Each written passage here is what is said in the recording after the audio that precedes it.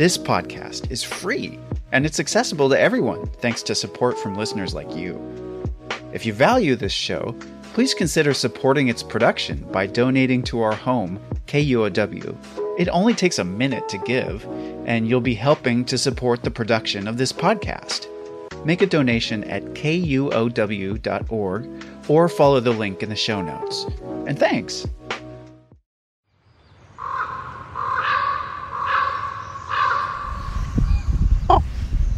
I'm in Raven Heaven. Oh, he just flew away. I'm in Sitka in Alaska, and I've never seen so many ravens in my life. It's amazing. Every time I hear the croak of a raven, it stops me in my tracks. I've started to record them on my phone. When I was in Alaska last year, I walked into this dark forest on the edge of town, had a creek running through it, with salmon spawning, and the forest was full of ravens. There's about 30 ravens flying over my head right now. This has got to be the raven capital of the world. I love the sounds they make. It always seems like they have something to say, like they're talking to each other. And that sound of their giant wings cutting through the air as they fly. They're impressive. A wingspan of around 4 feet, sometimes more. They can live over 20 years in the wild, and they've adapted to life all across the northern hemisphere. For Native American people, the big black bird was the creator of the world. It's different in Sweden. Their folklore says ravens are the ghosts of murdered people who died without Christian burials. But my favourite is Odin, the Norse god. He had 2 ravens, and every day they flew the earth and came back to him, delivering news. They were his eyes, mind and memory. We've revered, admired and feared ravens for a long time because of their intelligence. Today, scientists are learning that ravens and other members of the crow family have some very advanced cognitive abilities. There's one thing I've learned about these birds, it is to stop being surprised by them. Wow. Because you could just, it's just endless. So at this point, I'm just kind of an open door. And if someone's like, hey, did you know ravens are better at calculus than you? I'd probably be like, okay, sure, that makes sense to me. Because it's just an endless parade of really fascinating behaviors. Their bird brain is something quite remarkable. It's capable of love, deceit, and even planning for the future. Stuff that rivals the great apes. So today, we're going to look at exactly what's going on between the ears of a raven and how this highly evolved brain helps them thrive. From KUOW in Seattle, I'm Chris Morgan. Welcome to the wild.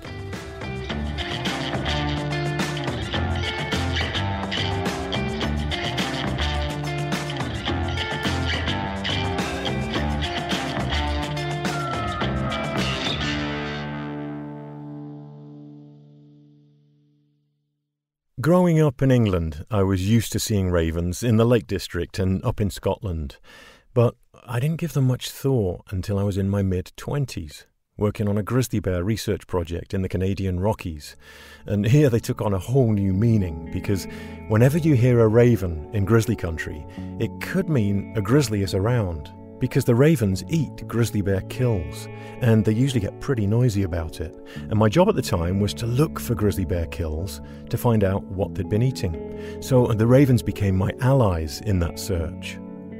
But also made the hairs stand up on the back of my neck, because the ravens were telling me there might be a grizzly bear around. To this day, when I hear them, I have the same feelings. I love these birds.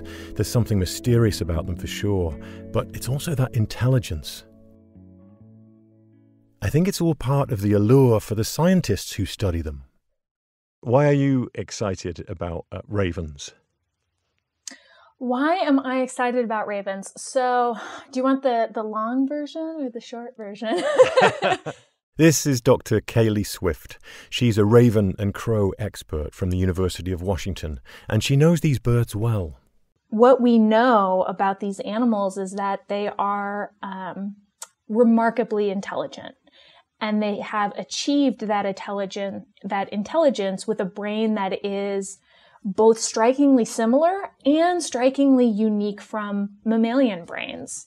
And so it's a really interesting opportunity to kind of ask these questions about how does this level of intelligence emerge in these very different organisms, those organisms being mammals and birds. But what is it about the raven's brain that makes it particularly capable?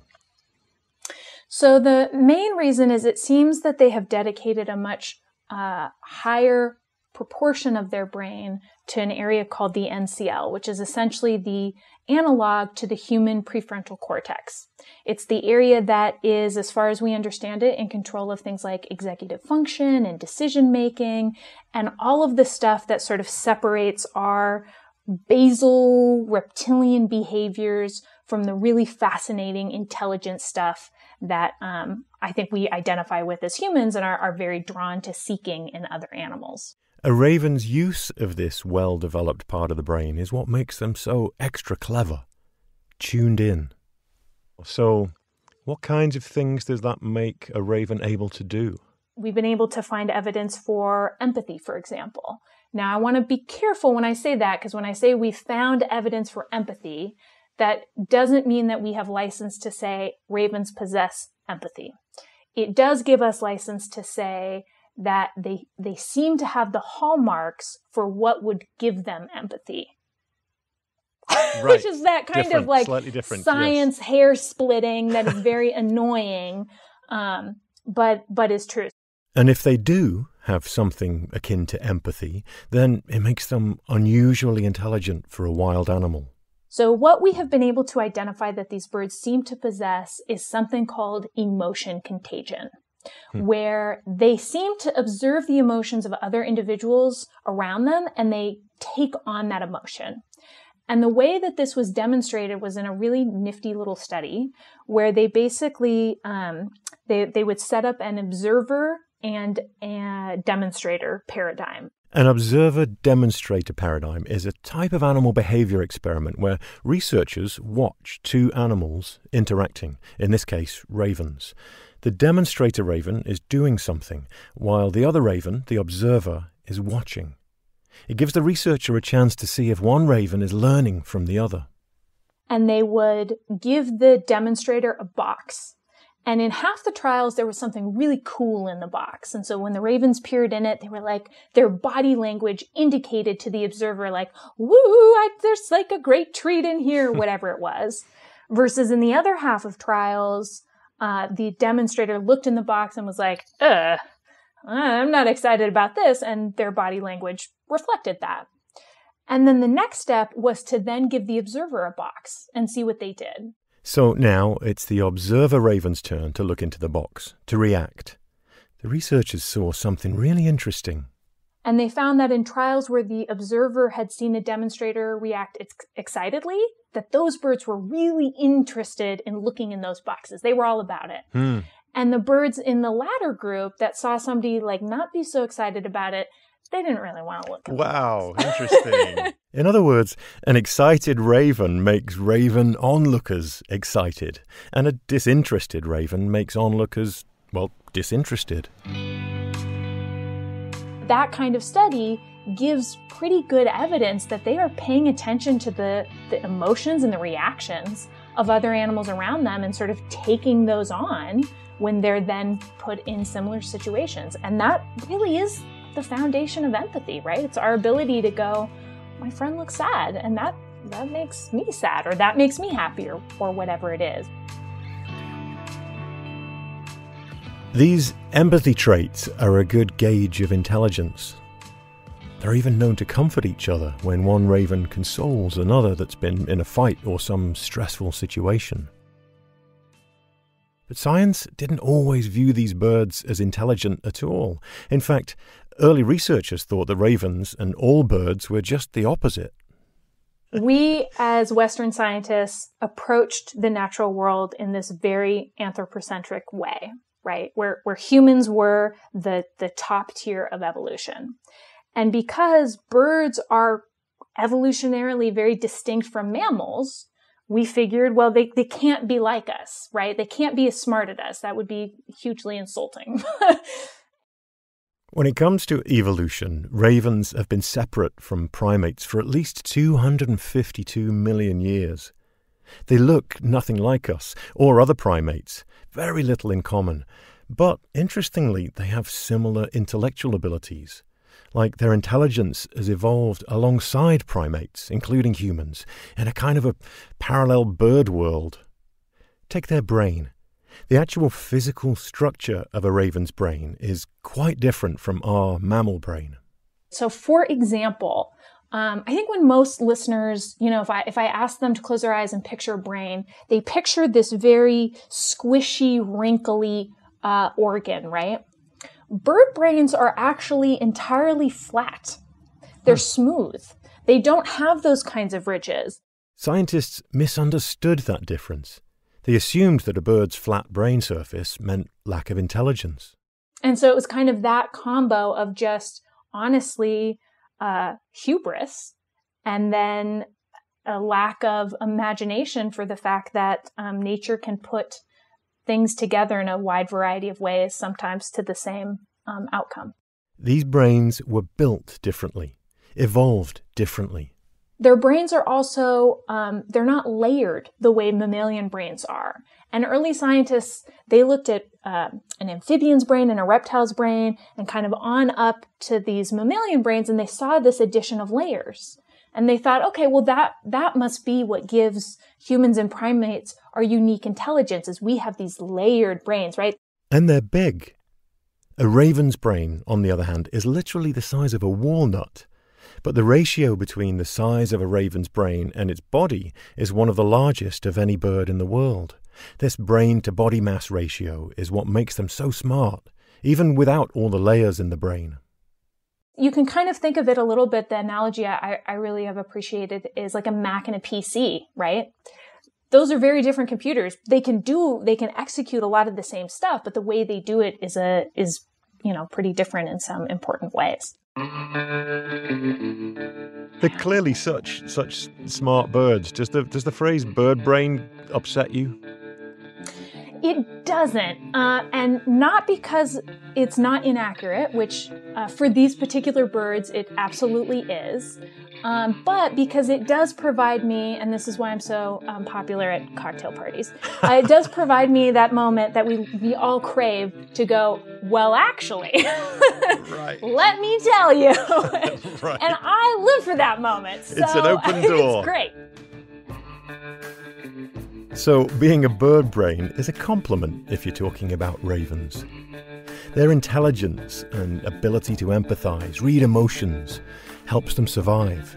But it's their ability to manipulate others and even plan for the future that allows them to really thrive in the wild. More on that after the break.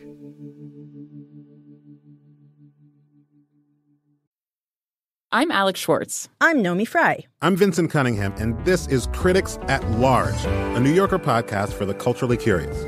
Each week, we're going to talk about a big idea that's showing up across the cultural landscape, and we'll trace it through all the mediums we love. Books, movies, television, music, art. And I always want to talk about celebrity gossip, too. Of course. We hope you'll join us for new episodes each Thursday. Follow Critics at Large today, wherever you get podcasts.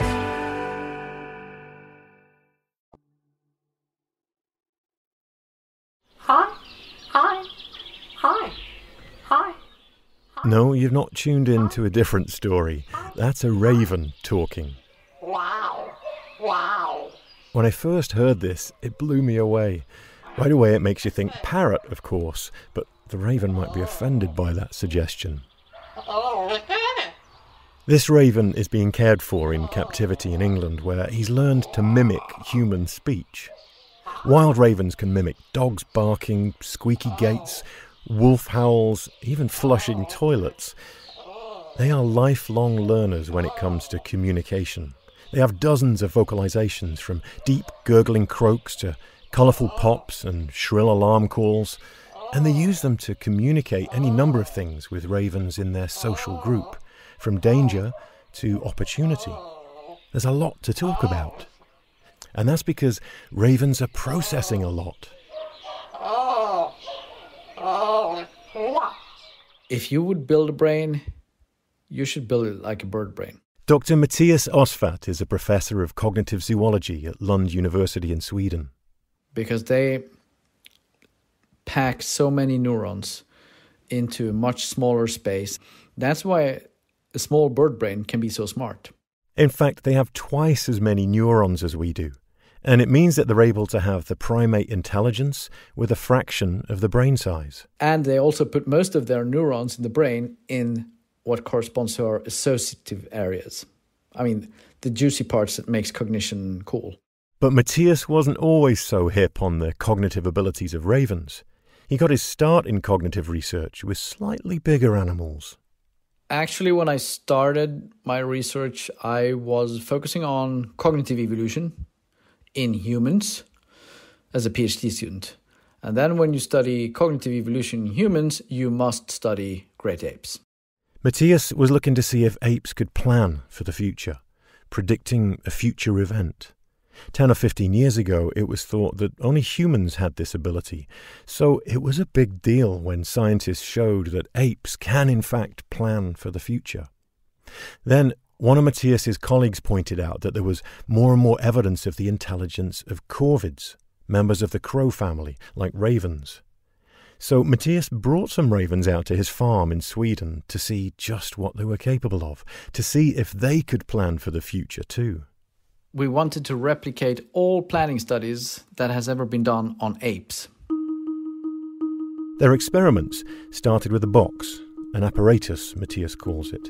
The box has a plastic tube coming out the top, and when a raven drops a rock down the tube, it opens a door on the side of the box which releases a tasty food reward for the raven.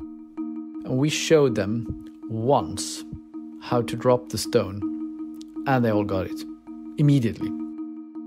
The ravens were using the rock as a tool. That was the easy bit. So next, to see if the ravens could plan for the future, Mattias took the box away and instead presented the ravens with a tray full of tempting options. Like distracting items, toys that they have used before, which they like, which we know they select when there's nothing else. And the tool. The tool being the rock that they used to get the reward out of the box. What do they select? Well, they select the tool most often. And then they keep it.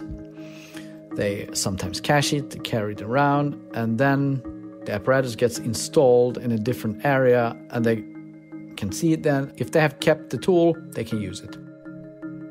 The ravens chose the tool, not the other fun temptations on the tray, just in case they needed it later.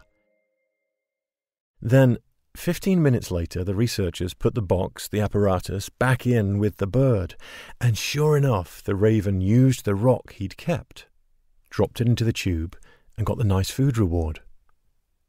But then Mattias wanted to test something else. He wanted to see if the ravens could show even more self-control. So he presented them with the same tray of options as before with the toys and the stone. But this time he included a small food treat among the options, a food treat that was smaller than the reward treat in the box that the ravens had experienced. And it's a forced choice. What do you take? And very few animals are particularly good at this. Even a lot of humans are not so good with this. But they were really good. They were at level or better than apes in selecting the future-oriented tool. So saying no to the immediate reward. The raven ignored all those temptations on the tray, the toys, even the food treat, and chose the rock. These might seem like simple experiments, but something very important is happening here. It shows what cognitive biologists refer to as complex skill, when several different cognitive abilities interact with each other to produce a result or an action. The ability to future plan, like the raven with the rock, is a complex skill. So, for example, you have to understand means, or you need some kind of means-end reasoning. This tool goes to that apparatus. You need to have self-control. You need to have a certain type of long-term memory. And all these have to work together to make this happen. So probably a lot of animals have many of these parts, but connecting them might be more difficult. This ability brought ravens into a very elite group of intelligent creatures alongside humans and apes.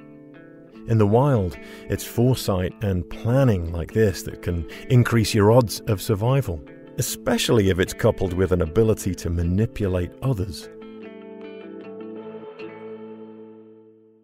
One of the studies that really brought that to light for me is in looking at how truly political, House of Cards level schemy these birds are. Ravens live in very hierarchical societies, and like in all hierarchical groups, those at the top want to stay at the top, and they want to keep those on the bottom on the bottom. And the way that ravens do that is dominant pairs will very carefully watch individuals around them. And if they've identified two individuals as potentially being competitors, and they see those two individuals coming together to interact and potentially bond with one another, they will physically, that dominant pair will physically get in there and disrupt that bridge building. Because they don't want that coalition to be a future source of competition to them. And that's just like a level of like sneaky politics. Yes. Talk about cocktail parties, right? And playing either Cupid or the anti-Cupid, right? Exactly. Bird politics. With calculated planning like that, it does seem as if ravens enjoy a human-like range of emotions and experiences that can get you ahead in the world. But what's curious, though, paradoxical, is that ravens, these super smart birds, are shy of anything new, often to the point of being afraid of it. There's a name for it, neophobic. Place a strange new object in front of a raven and you'll get a surprising reaction. Whoa, what is that? I don't want to go near that. Why are you trying to kill me? And at first you're like, well, what? Like, how can somebody be successful, particularly, ravens and crows that live in urban environments, which are constantly changing, right? Constantly experiencing new objects on the landscape or whatever it is. Like, how can those possibly go hand in hand? How can smart birds, living life in the wild where things are always changing, be afraid of new stuff and still do so well? And it seems the answer is when you are an intelligent social species, there's no reason to be necessarily the risk taker because somebody eventually is going to come along that's already tested out that food source. And you can just wait and watch them rather than taking the risk yourself. And then you can find out if it's safe or not and enjoy it. So that's kind of the other way that their sociality allows them to access food in a lower risk kind of way. Amazing. Let someone else screw up and learn from their mistakes. Exactly. They are really adept at learning from the mistakes of their peers.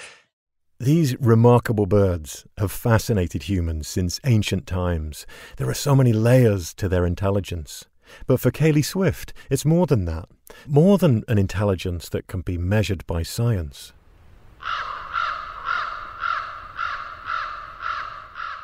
And for me, I think part of that appreciation comes from the fact that when I study these birds, I know that they're studying me back. And that's an incredibly special feeling. It's really unique in the natural world to feel very acutely watched by another kind of organism and paid attention to. And I think for folks that feed crows or ravens and have formed those bonds with these wild animals, they can really attest to that really special feeling of what it means to be recognized. They do seem to be watching us. I always feel it too, this clever presence whenever a raven flies over me in the forest. So I think we're going to find out in the future a lot more about the amazing emotional intelligence of these birds, their understanding of the world around them. I think just sort of we're going to climb up that ladder of appreciating these birds as essentially flying primates. Flying primates. I'm not sure how the ravens would feel about that. Part of me thinks they're way ahead of us. These extraordinary birds on their own evolutionary path to brilliance, reminding us from the skies that intelligence comes in many forms.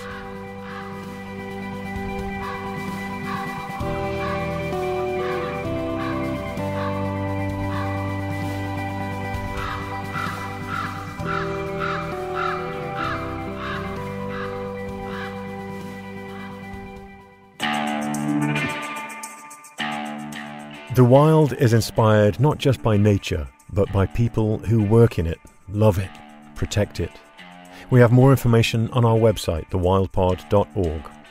Be sure to check out our Instagram at thewildpod, and you can find me at Chris Morgan Wildlife.